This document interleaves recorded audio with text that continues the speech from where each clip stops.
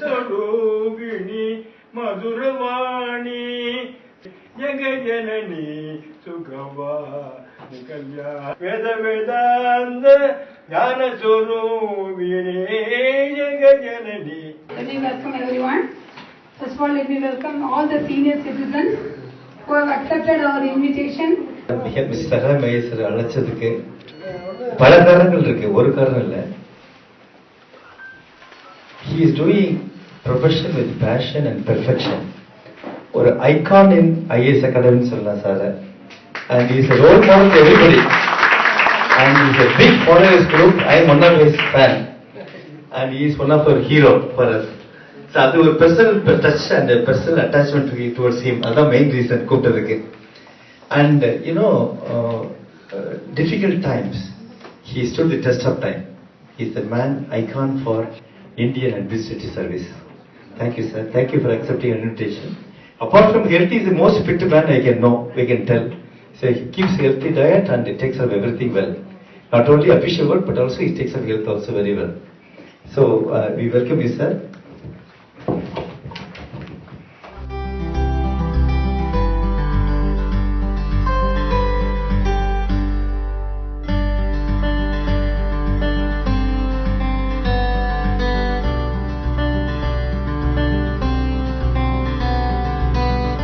World Heart Day, World Heart Federation WHO 2000 பண்றாங்க. இது எப்படின்னா, heart attack is the number one killer in the world today. About 30% of death in the world due to heart attack. அதில் என்ன irony அப்படின்னா, heart attack is the most predictable, most preventable disease. அதான் கஷ்டமான விஷயம். And இந்தியாவில் வந்து we have largest heart patient in the world today. The chance of Indian getting heart attack is highest in the world today. இந்த பல காரணங்கள் இருக்கு. Our ancestors lived a simple life, simple food, and lot of exercise, and probably adequate rest also. Unfortunately, same gene we inherit and we develop, we do the opposite. High calorie diet, less exercise, less than adequate sleep, and a lot of stressful life also. So this leads to the largest number of heart patients in the world today. Apart from the number of patients, the chance of getting heart attack also highest. For example, it is 4 times higher than Americans and 6 times higher than Europeans, 7 times higher than Chinese, and 20 times higher than Japanese and South Africans. Though we have 55% are vegetarians and only 20% smoke. Unfortunately, non-smoking tobacco, smokeless tobacco, SLT, is higher here, amounting to about 35% of people use tobacco in a country. But compared to Japan and South Africa, they are 100% non-vegetarians, 70-80% they smoke. Here, only 20-25% smoke here. So, the probable reason is our gene is not able to accept the environmental change. So, it's a genetic and environmental disorder. So, that is why we have the highest number of heart patients in the world today. இப்போ அது எப்படி avoid பண்ணலாம் அப்படின்னா, proper life style. That's a key for the success. Proper life ஸ்டைல்னா மூணு விஷயம் தான். Healthy diet and adequate exercise and proper rest. இந்த மூணு ப்ராப்பராக பண்ணணும். ஹெல்த்தி டயட் அப்படின்னா என்ன அப்படின்னா, either vegetarian non vegetarian, increase intake of vegetables and fruits, and reduce or do not take sweets and snacks. Avladha simple. Increase intake of greens and vegetables and reduce or nil intake of sweets and snacks. Over. இப்போ 100% non-vegetarian சாப்பிடக்கூடிய Japanese, south ஆப்பிரிக்கனை விட 70-80% smoke பண்ணக்கூடிய ஆப்பிரிக்கன்ஸை விட நம்ம heart attack கூட வருதுன்னா, நம்ம sweets and snacks தான் காரணம் இருக்கு. புரிஞ்சுக்கணும். அவர் sweets and snacks worse than smoking, worse than non-vegetarian food or fried foods. Am I clear? So avoid sweets and snacks. Number 1. This is healthy food, the core issue. Diet quantity la, our recommendation is 50% should be from carbohydrate, 30% should be from healthy fat, 30% from protein. This is a detailed guide for now. We have dietitians, we have guidance for you. For any doubt you have in this, we are here to take care and help you. So, but unfortunately, we take 80% food as carbohydrate and 20% probably unhealthy snacks or fried food or unhealthy fat. Generally, our method of cooking we should rethink, because we should not cook the vegetable to death by frying. We cook the vegetable to death. No life in the vegetables, no life in the cooked vegetables we take, or greens we take. So less use of oil, avoiding too much of frying is very important in our diet. Coming to exercise, second one, adequate exercise is important. Many people tell me that they don't have time to do the exercise. And the exercise is very important because it is like putting petrol. We have to drive for long distance. Person saying I don't have time for exercise means I am too busy. I have to drive for long distance. I cannot spend time to park for petrol bunk. Petrol போட வண்டி ஓட்ட முடியாது. அது மாதிரி exercise ரொம்ப important. உங்களை எது கூப்பிட்டுக்கிறோம், நீங்கள் ப்ராப்பர் லைஃப் ஸ்டைல் ஃபாலோ பண்ணி you cross the age of 80 and living a very good healthy life. அதனால உங்களை ரிமெம்பர் பண்ணி ஃபாலோ கூப்பிட்டுக்கிறோம் எல்லாத்தையுமே. You look after health adequately, optimally well. And third one, adequate rest. Rest is very important because that is time body overhauls itself. It heals by itself. Knee pain இருக்கட்டும், back pain இருக்கட்டும், heart இருக்கட்டும், every organ it regenerates itself at night by scheduling the system as well as the regeneration of new cells. அதுக்கு time கொடுக்கணும். So rest வந்து the studies have proved who live longest அப்படின்னு பார்த்தா who sleeps for 7.5 hours they live longest. நான் check பண்ணியிருக்கேன். I checked with a lot of people, my patients there. Most of the elderly healthy living people, they sleep at 9 p.m. get up at 4:30. Some of them they sleep at 10 o'clock, get up at 5:30. It says on the first time. If you sleep less than 7 hours, it leads to heart trouble and diabetes. If you sleep more than 9 hours, it leads to high blood pressure and stroke. So 7.5 hours is the optimal time. Kindly keep in mind. So I know you are all following this. And it's a study example. I asked many of you actually. First I asked you, he told I goes by 9, get up at 4:30, like that. So this kindly keep this mind. Lifestyle depends on diet, exercise, and proper relaxation and rest. Upon 80% of the disease can be avoided. 80% lifestyle disease can be avoided by these following methods. 20% can be avoided by proper checkup of health parameters like blood pressure, diabetes, cholesterol, obesity. By controlling these things, remaining 20% also can be avoided. So by all these means, heart attack is the most predictable, most preventable, and even if it happens, most treatable disease. Lot of facilities we have, like different type of medication. No other field in medicine has developed so much for medical care or saving lives. Everything we have, different type of drugs. They work with all different mechanisms, and angiogram, angioplasties, pacemakers, implantable cardioverter defibrillator, cardiac desynchronization therapy. Limitless, lot of number of procedures are possible. Everything is available here, and also bypass surgery, valve replacement. Everything is possible. So even it happens, we are here to take care. Please help others to do that. We have a tobacco cessation clinic here. So anybody unable to stop tobacco, we are here to take them. Not only you, but your friends, relatives, neighbors, or family members, or your social circle friends. We are here to help you to stop tobacco. Because prevention is our passion, and the key to success in healthcare is prevention. So we are here to take care and help you. And with these words, I am happy to see all the good faces. We also take care of comprehensive cardiac care in Venkataeswara. This message I want to inform you. And I will request our chief guest to say a few words so that it will be enlightening for all of us. நம்முடைய வெங்கடேஸ்வர மருத்துவமனையில் உலக இதய நாள் கொண்டாடுகின்ற இந்த நல்ல நேரத்தில் இந்த நல்ல நிகழ்விலே கலந்து கொண்டு உங்களுக்கு மிகச்சிறந்த அறிவுரைகளை வழங்கிய இந்த மருத்துவமனையினுடைய மேலாண் இயக்குனர் மருத்துவர் தில்லை வள்ளல் அவர்களே, பிற மருத்துவ நண்பர்களே, இந்த மருத்துவமனையில் மருத்துவ சேவையை பெறக்கூடிய பயனாளிகளே, உங்கள் அத்துணை பேருக்கும் என்னுடைய முதற்கண் வணக்கத்தை தெரிவித்துக் கொள்கிறேன்.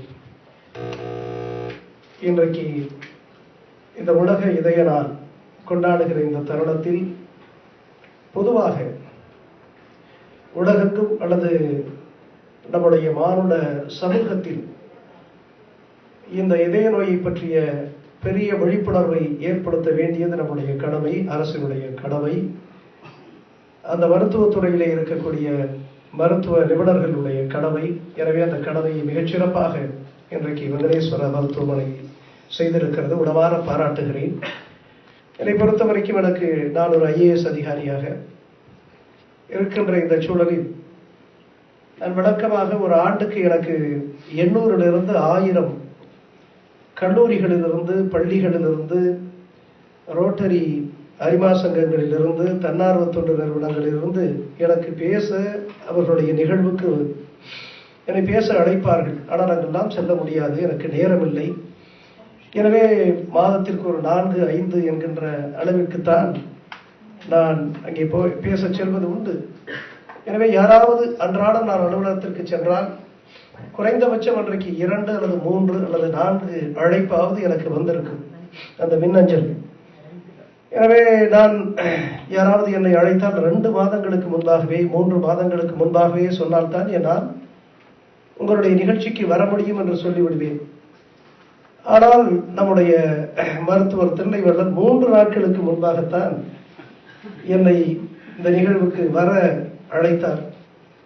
நான் எல்லா இடத்திலும் நிச்சயமாக என்னால் வர முடியாது என்று சொல்லிவிடுவேன். ஆனால் அவருடைய அன்பு கட்டளைக்கு நான் பணிவதை தவிர வேறு வழி இல்லை. இங்கே நிற்கிறேன். பல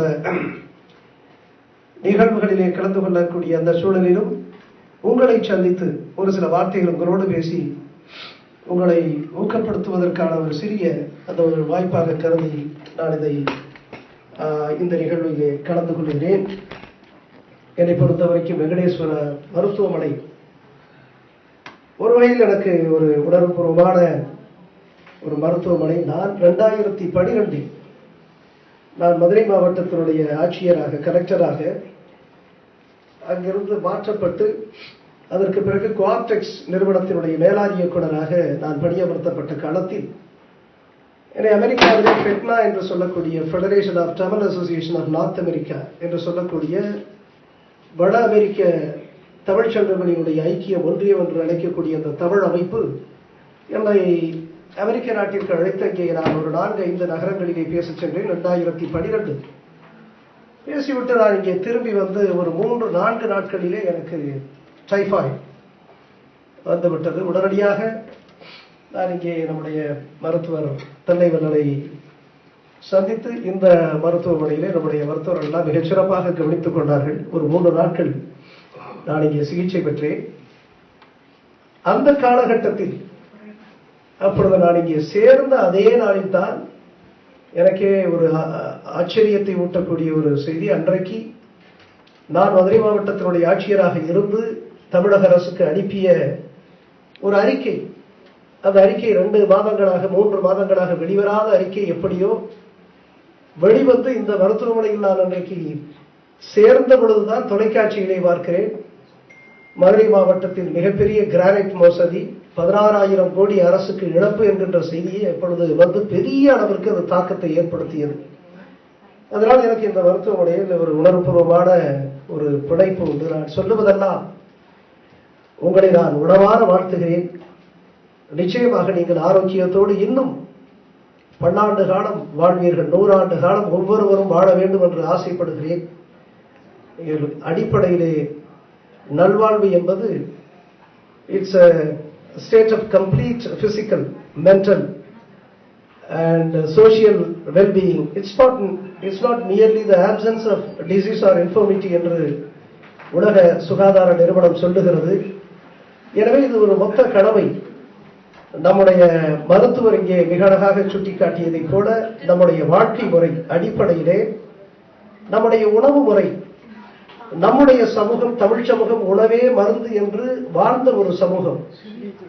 எனவே நம்முடைய மரபு வழியாக நாம் கொண்டு வந்த அந்த உணவு பழக்க வழக்கங்களை எல்லாம் நாம் மாற்றிவிட்டோம். இன்றைக்கு அந்த உணவு பழக்கமே அடிப்படை என்று அவர் சொல்லியதை நீங்கள் மனதிலே கொள்ள வேண்டும். அதை போல உடற்பயிற்சி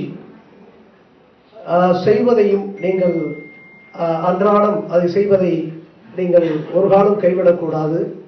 அதே போல நல்ல ஓய்வு என்பது மிக முக்கியமானது என்பதை நான் அறிகிறேன். எந்த சூழலிலும் இந்த 3 நிலைகளையும் நீங்கள் கூடுதலாக கவனம் செலுத்தினால் நிச்சயமாக ஒரு ஆரோக்கியமான ஒரு வாழ்வை வாழ முடியும் என்று நான் நம்புகிறேன். நான் கூட என்னுடைய பணிக்காலத்தில் 27 இடங்களுக்கு மாற்றப்பட்டேன். 27 இடங்களுக்கு மாற்றப்பட்ட காரணத்தினால் நான் பதட்டமே அடையவில்லை.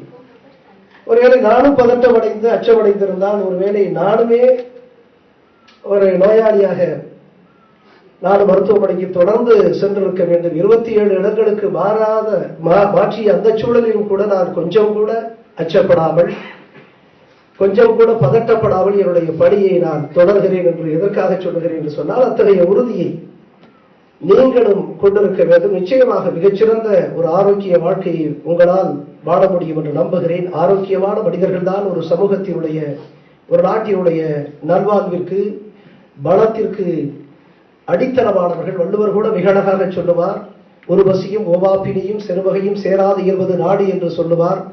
ஒரு நாட்டினுடைய அடிப்படை எவை என்று சொல்லுகிற பொழுது பசி இல்லாத தேசம், அதே போல பகையில்லாத நாடு என்று சொல்ல வந்தவர் பிணியில்லாத ஒரு சமூகமே ஒரு நாட்டினுடைய வலிமைக்கு அடித்தளமாக என்று சொல்லுகிறார். எனவே அந்த பிணியில்லாத ஒரு சமூகத்தை உருவாக்கக்கூடிய அந்த மகத்தான பணியிலே இன்றைக்கு நம்முடைய மருத்துவர் தில்லை வள்ளல் போன்றவரெல்லாம் ஈடுபட்டிருக்கிறார்கள் என்று சொன்னால் நிச்சயமாக நாம் எல்லாம் உருவாக்க முடியும். எனவே நீங்கள் அவர்கள் சொல்லுகின்ற இந்த மருத்துவ அறிவுரைகளை எல்லாம் நீங்கள் கேட்டுக்கொள்ள வேண்டும் என்று, அதை உங்களுடைய வாழ்க்கையில் கடைபிடிக்க வேண்டும் என்று நான் கேட்டுக்கொள்கிறேன்.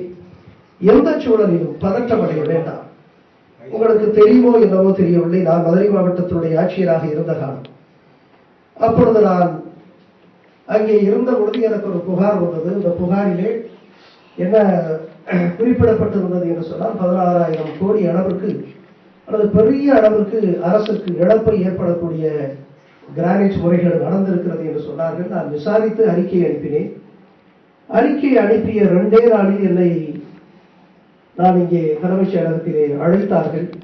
வேறொரு காரணம் சொல்லி அழைத்தார்கள். உங்களுடைய பொதுவாக பணிகளை ஆய்வு செய்ய வேண்டும் என்று அழைத்தார்கள். நான் இங்கே வந்து அந்த மூத்த அலுவலரை, யார் என்று நான் சொல்ல முடியாத ஒரு சூழல், மூத்த அலுவலரை சந்திக்கிறேன். சந்தித்து விட்டு அவர் சொல்லுகிறார், how are you சகாயம் என்று கேட்கிறார். I am fine sir என்று சொல்லுகிறேன். How is the work going on in Madurai district? It goes on well sir. அப்படின்னு சொன்னேன். all the best Sagayam, you have done extremely well, all the best என்று சொல்லிவிட்டு என்னை அனுப்புகிறார். நான் இங்கே மதுரையிலிருந்து இங்கே வந்த பொழுது கலெக்டர், திரும்பி போகிற பொழுது கலெக்டர். எவ்வளவு ஒரு கடினமான சூழல் என்று எண்ணிப்பார்கள். ஒரு மாவட்ட ஆட்சித்தலைவர், ஒரு கலெக்டர் தனக்கு கீழே இருக்கக்கூடிய கிராம நிர்வாக அலுவலர்கள் அவர்களை கிராமத்திலே தங்குங்கள் என்று சொன்ன அந்த தவறை நான் செய்திருக்கிறேன். கிராமத்திலே கிராம நிர்வாக அலுவலர்கள் தங்க வேண்டும் என்று நான் உத்தரவிட்டேன். அந்த உத்தரவு இருக்கிறது.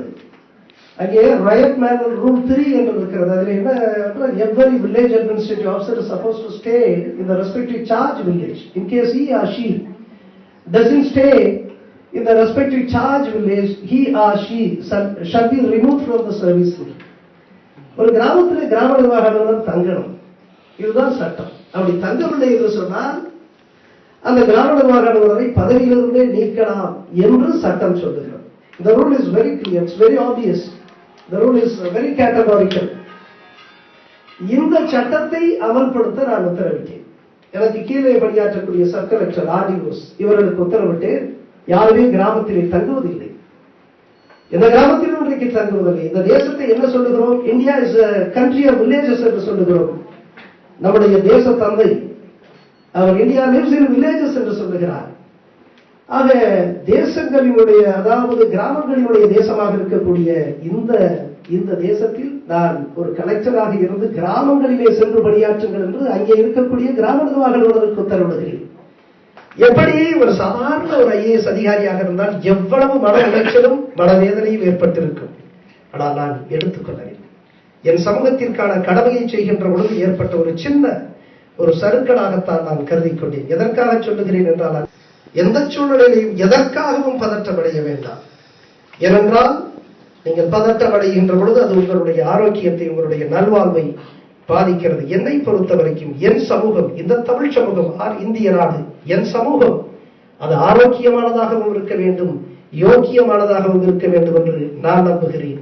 எனவே நிச்சயமாக நம்முடைய மருத்துவர், நம்முடைய தில்லைவள்ளல், நம்முடைய மருத்துவ நண்பர்கள் எல்லாம் இந்த சமூகத்தை ஆரோக்கியமாக்குவதற்காக பங்களிப்பு செய்வார்கள்.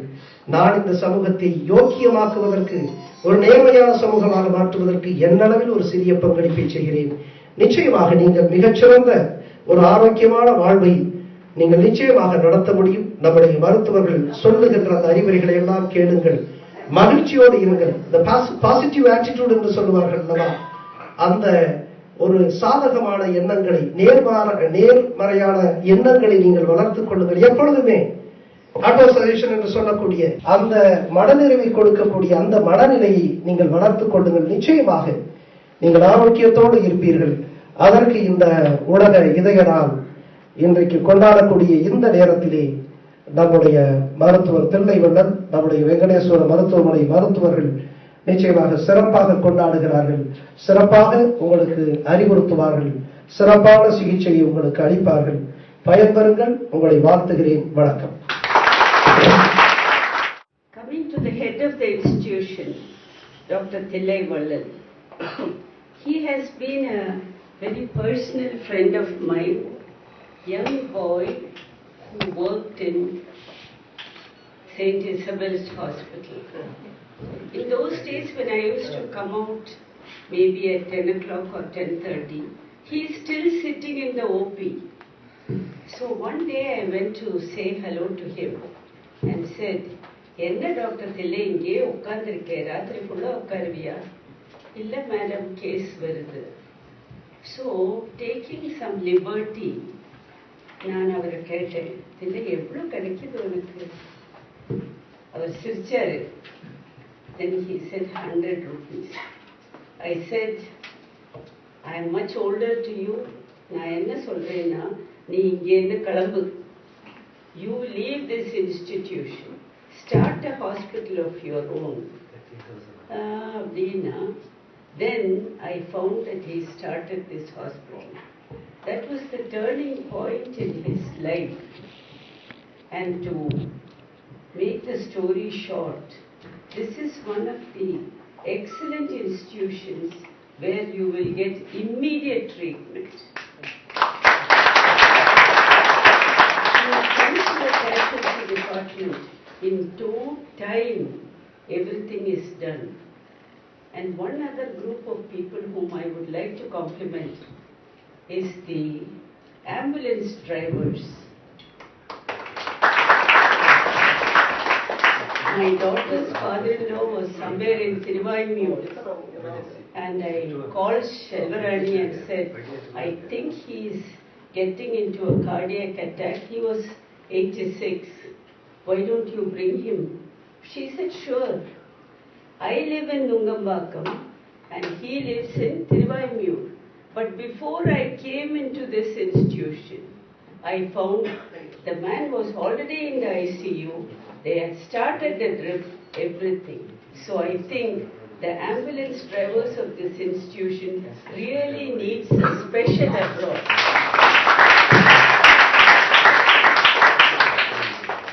But what I am telling is, better than my institution, I find liberties, advantages and care in Venkataeswara Hospital. Look at some of the older people. See, I am an operating surgeon.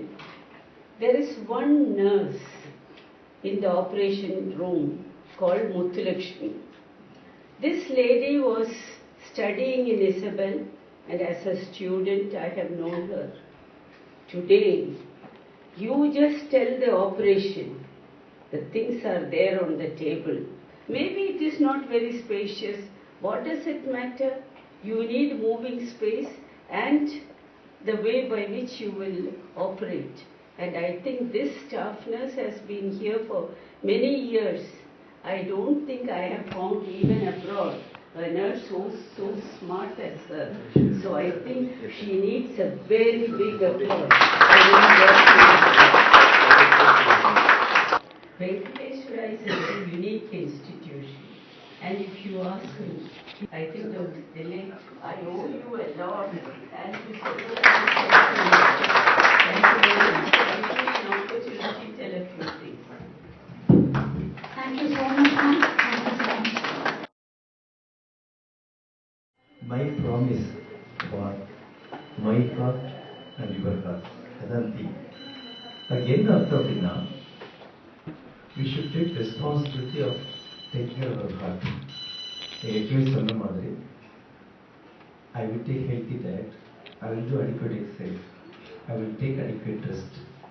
அதுதான் அந்த promise. On this World Heart Day, I take this pledge. I will take healthy diet, more greens, more vegetables, less of sweets, and less of snacks. I will do adequate exercise, at least 30 minutes a day. I will take adequate rest. I understand I have only one heart for this life. Thank you. Dr. Vatsala Narayanasamy. I am an educationist. Sir, IAS officer க்கு சொல்றேன். நான் 37 வருஷம் கவர்மெண்ட்ல வேலை செஞ்சேன். Education டிபார்ட்மெண்ட்ல. அதுக்கு பிறகு இப்போ சோஷியல் ஒர்க் பண்றேன். I am the secretary of the National Boys and Girls Education Society, which is running 3 schools.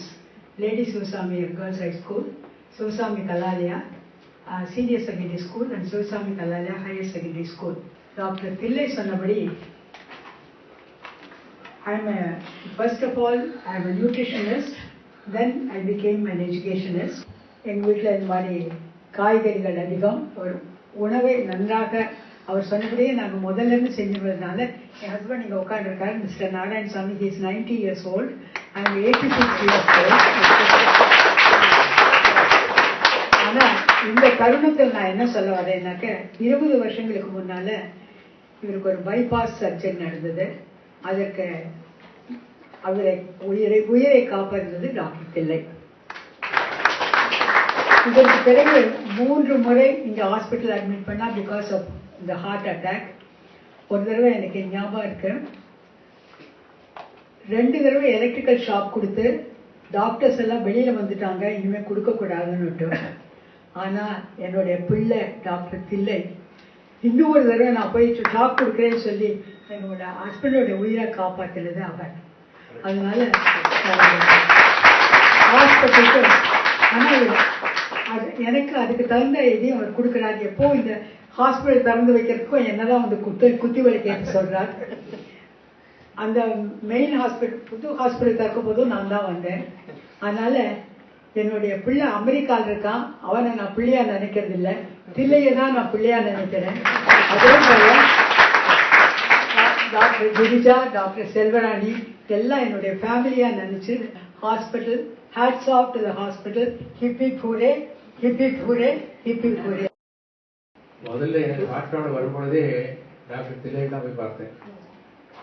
இப்போ நான் ஹார்ட்டை பற்றி கவலைப்படுறதுன்னா அவர் தான் கவலைப்படுறாரு.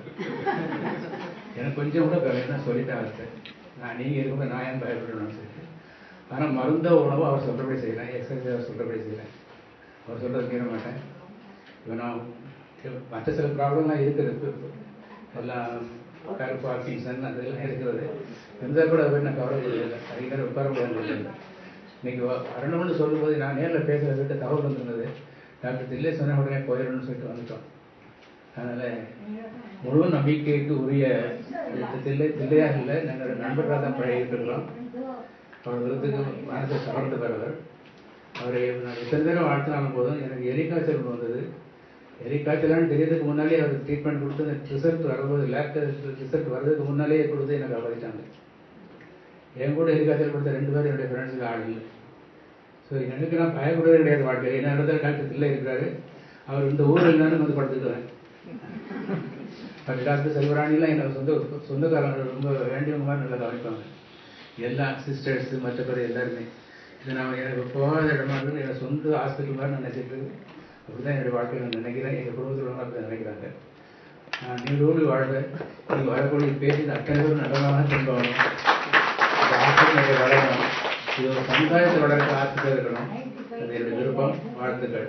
அதோட அரசியல் அலுவலர்கள் ஐஏஎஸ் ஆஃபீஸர் குறிப்பாக இவ்வளவு நேர்மையான யோக்கியமான சகாயத்தை பார்த்ததுக்கு ரொம்ப சந்தோஷம். ரொம்ப வணக்கம். உங்களுக்கு நீண்டாள் கொடுத்த மக்களுக்கு நீங்கள் நல்ல சேவை செய்கிறோம் என்று நம்புகிறேன். வாழ்த்துக்கள். டாக்டர் தில்லை 1998 அவருடைய பேஷண்டாக இருக்கேன் நான். அவர் பார்த்தா உடனே தைரியம் வரும். அதே ஒரு 50% ஆரோக்கியம். அவருக்கு பெரிய கார்டியாலஜிஸ்ட். ஆனால் மென்மையான இதயம் உள்ளவர். அவர்கிட்ட போனால் வெப்சைட் மேனர்ஸ் அவர்கிட்ட கற்றுக்கணும். நான் பார்த்துக்கட்டும். நான் எனக்கு கண் காணாத தெய்வம் இருக்கு. எல்லாருக்கும் இறைவன் கண் காணாத தெய்வம். ஆனால் கண் கண்ட தெய்வம் அவர் நமக்கு எல்லாருக்கும். அவர் நீடூழி வாழ்ந்து நல்ல ஆரோக்கியத்துடன் அவர் ஆரோக்கியத்துடன் இருக்க வேண்டும் என்றால் நாமெல்லாம் ஆரோக்கியத்தில் இருக்க வேண்டும் என்றால் அவர் முதல்ல ஆரோக்கியமாக இருக்கட்டும்.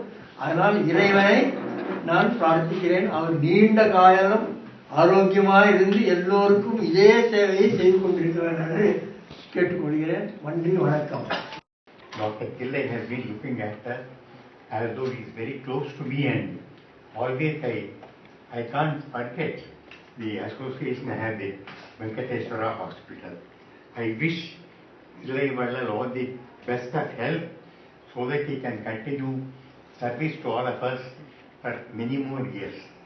May God bless everyone here, and I thank for this opportunity to say a few words. May God bless you.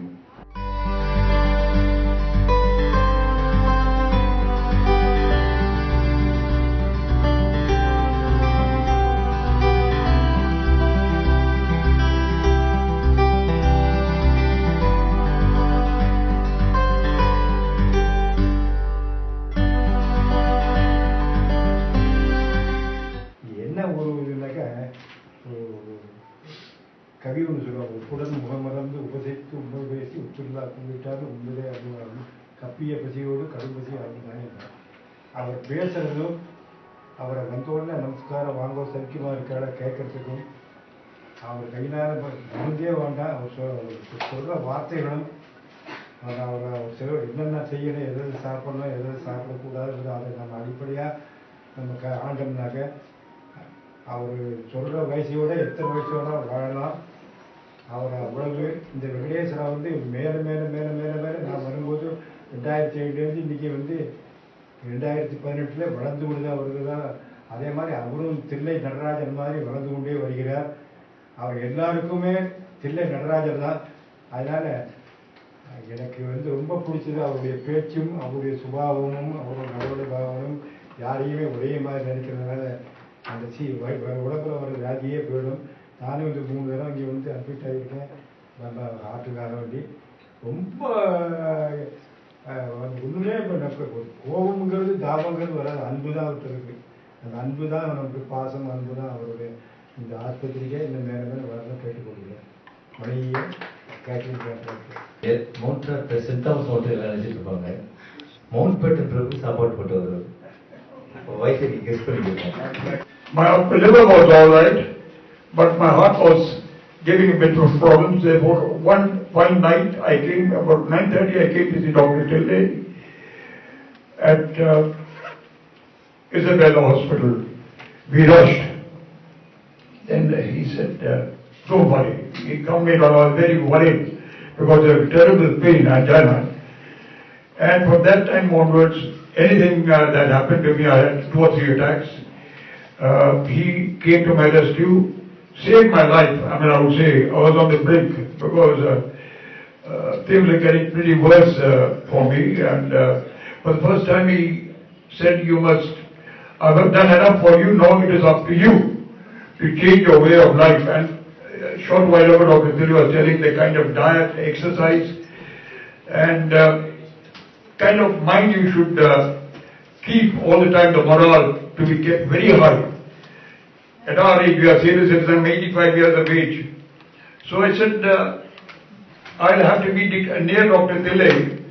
I'll be shifted from Bangalore to Madras, just to be near him in the final years of our life, because he has made us this hospital a second home. It was through his vision, planning and execution this hospital has come through. It's not as if your Rome was built in a day. It was built brick by brick. I remember the many hours he spent with architects to see that it became a reality. So we all of us here owe a lot to Dr. Thillai. I'm not a member of any mutual admiration society, let me tell you that. I'm speaking from the bottom of my heart. This is the temple. And those who come here would consider a doctor not only as a father figure, but also as God. Thank you very much.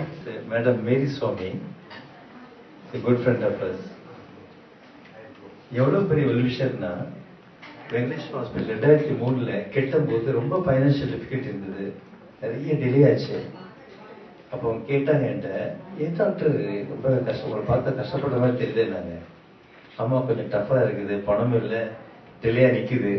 அந்த main building, original building. உங்களுக்கு நான் pray பண்ணுன்னு சொல்லிட்டு என்ன பண்ணாங்க, பெசன் நகர் வேளாங்கண்ணி சர்ச்சுக்கு bus ஸ்டாப்லேருந்து முட்டி போட்டு எடுத்து போனாங்க 2003ல்.